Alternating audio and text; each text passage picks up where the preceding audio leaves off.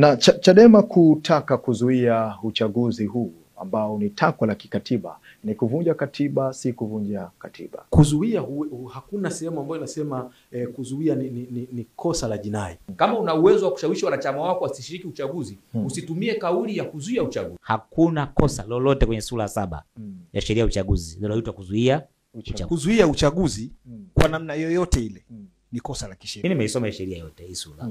Sijaona mahala popote inazungumza kuzuia uchaguzi ni kosa la jinai. Kuzuia uchaguzi ni kosa la jinai, lakini kuto kupiga kura au kuto kushiriki ni haki. Kwa sababu unaposema tunazuia uchaguzi, maana yake umekaa nyumbani kwako tunazuia uchaguzi. Maana yake kuna matendo ambayo utayafanya yanayoambatana na kutimiza ajenda yako. Hilo ni kosa la kisheria. Nyama anazungumzia masuala ya mtu kwenda kufanya fujo kwenye kituo. Nani amemwambia na ana ushahidi upi kwamba watu wataenda kufanya fujo kwenye kituo?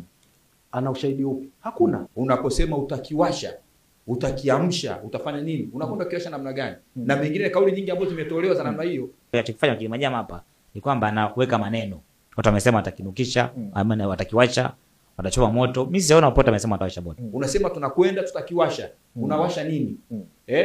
Maana yake wewe unakwenda kusababisha fujo, nako ni kukiwasha. Unakwenda kuchoma vituo au matenti atakayotumika siku ya kupiga kura, ni kukiwasha. Sisi tumekuwa tunasikia mtaani wasanii wanaenda nakwambia naenda Mtwara nitakiwasha, nitakinukisha. Kwa hiyo wale huwa wanafanya makosa ya kijinai. Msanii anaposema anakwenda kukiwasha, tunaangalia context ya anayezungumza. Unajua kuna vitu vingine na hii nchi inaendeshwa kwa mujibu wa sheria na tuna vyombo vya ulinzi na usalama. Tusitaki kuzunguka mbuyu sana. Tunaangalia context ya yule anayezungumza. Neno kukiwasha katika context husika. Kienda kwa makusudi ukachoma kituo cha kupigia kura, ukakichoma moto, obviously uchaguzi hauwezi kufanyika.